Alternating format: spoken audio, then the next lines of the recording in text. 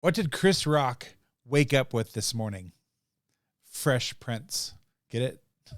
Hey, so obviously there was a lot that took place at the Oscars this weekend. And I know a lot of people that follow me are like, I'm not interested in any of that crap. Well, it does. Like, culture matters. And so we talk about these things that happen in culture because they are influential. And things like this are influential, have the potential of being massively influential in our society. Movies are who we are as a society to a point. I mean, I know there's some people that don't like movies. I love watching movies. I have written scripts for movies. I have wanted to dive into filmmaking and do more things around that world. I am actually, I've produced movies and I've been a part of helping young people understand filmmaking. So film does matter to me, even if it doesn't matter to you, but it does also matter to our culture. Just look at all the streaming services. They're all trying to produce the next whatever, the next best feature, the best thing that's coming out. It does matter whether you want to admit it or not. The problem that we're having is there's been a massive departure, and it's been going on a long time. It's not like it's something new, and we all talk about this quite often, is that we have a departure from God and moral absolutes. So if you don't believe in God, we at least have moral absolutes in society. That's what we're built on. We've built on a foundation of moral absolutes.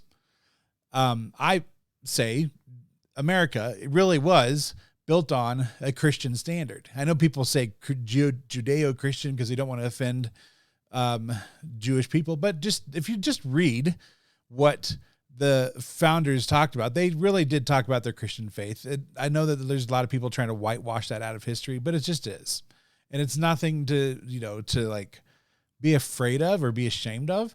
It is what our history is. Just like so many people are trying to shame us into other history and other historical facts and say this, you're at fault of this. No, we can just say, yeah, that was ugly. Slavery was ugly. Let's get past it though, because even though it may have reverberating effects today, but if we continue to look back to the past, it's going to continue to haunt us and make us worse. So we need to find the goodness and the good things that we can latch onto and hold on to those things. And I believe that our moral foundation is one of those ideas that we can glom onto and really just help us propel us into the future. One of the things I say often in my videos is that we need to be moral people that stand for something, otherwise we'll stand for nothing. Of course, that talks about that firm foundation that I talk about so often. So when we saw in the elites talking down to us, and then we see this every time they get on there, they virtue signal about how the earth is going to die in 12 years, and it's been 12 years, and then like 12 years pass, and they say, oh, it's going to be another 20 years. Like they keep moving the goalposts on all of that bullcrap. But you could look back through the history of these elite parties, these Oscar parties, and these other things that they go to and have these self-aggrandizing, self-worship things.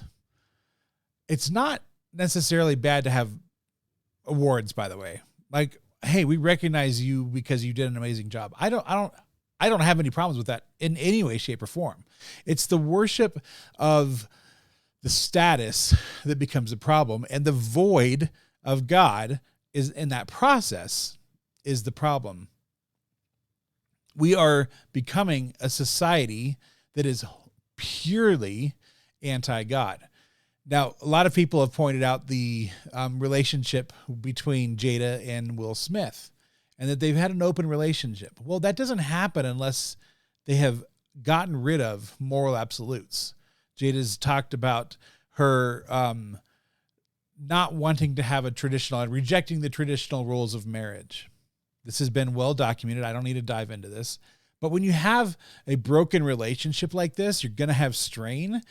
And what happens when you have an affront to that, then somebody's going to have to feel like they have to save face, which is what I think led to Will Smith smacking Chris Rock.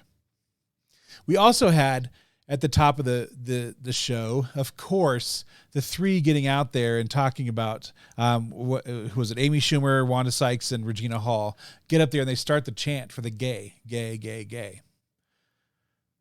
Okay, so you see all the elites chanting this, and it doesn't really do any bit of good.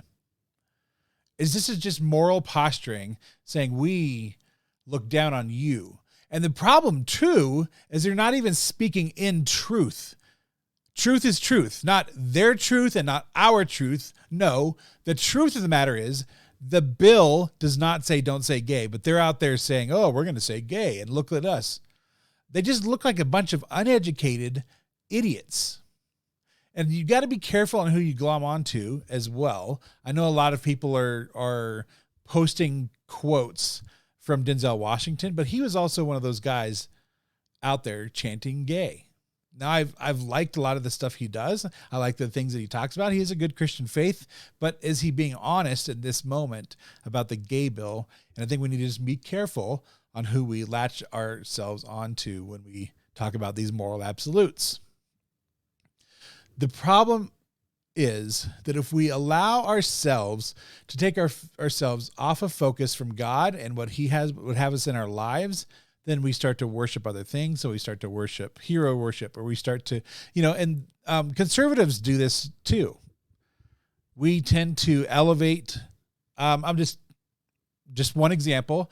We tend to elevate a military hero that is due of all glory and honor that comes to him for laying his life down, being willing to lay his life down. But we can put that person on such a pedestal, and we do at times, that we don't recognize even the things that they may be saying. It was like, no, God gave me this power to get through this.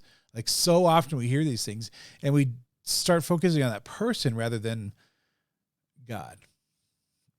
And this is a danger that we've really stepped into in society. There's so many things that we've just gotten rid of God in the classrooms. That's clearly had a massive influence on our children.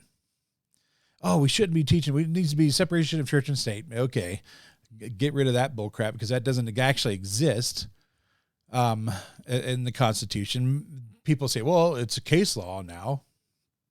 I would argue that should never have been legislated from the bench. Anyways, that's besides the point.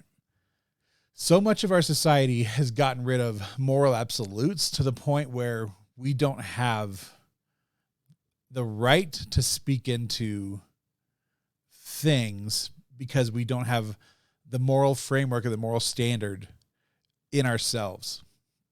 So, like I continue to say, and I'm going to repeat it one more time, I said it earlier, but we need to be moral people that stand for something. Otherwise, we'll stand for nothing. Unless you don't want to have any credibility with the people that you talk to, when you post something on Facebook, when you share a meme or a tweet of mine or a post on Facebook, if you're not doing that with the best of intention to try to educate people in love, and I know that sometimes I post things because I'm frustrated or mad and angry, like I need to work on this just as much as you. So when I'm saying these things, don't take it as I'm shouting down to you, because that's ridiculous. I'm just in the same boat as you guys. But we need to, when we post things, and we need to consider, are we doing this with a good frame? Are we doing these with good intentions?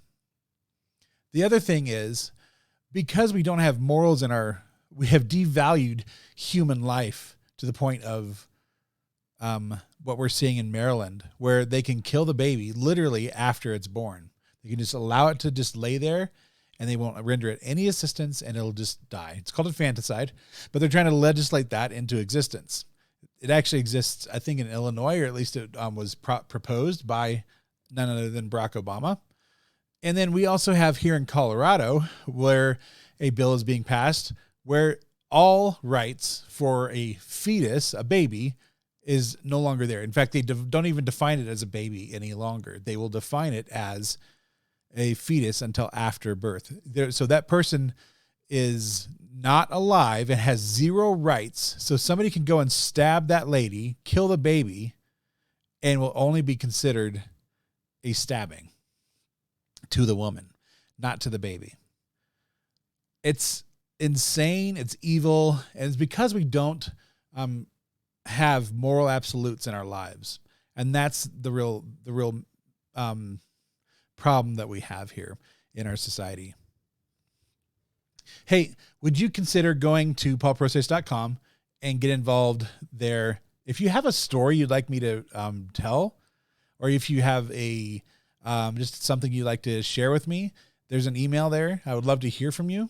My DMs are open on all the social medias as well.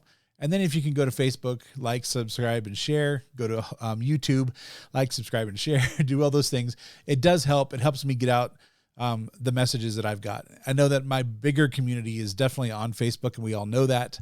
So if you want to be even more involved and support the things and you find value in what I'm doing, then please consider becoming a supporter, which is $5 a month. 100% of that at $5 comes directly to me. Facebook pays all the fees. In fact, they may lose a little bit of money. They really don't, because they have ads on this stuff, and so they make their money.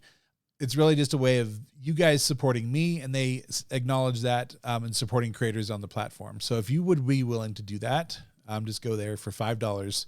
It's less than a tank of gas in most places in the country. Would you, or a gallon of gas? Would you consider that? You guys have a great day. My name is Paul Procyse. We'll see you soon.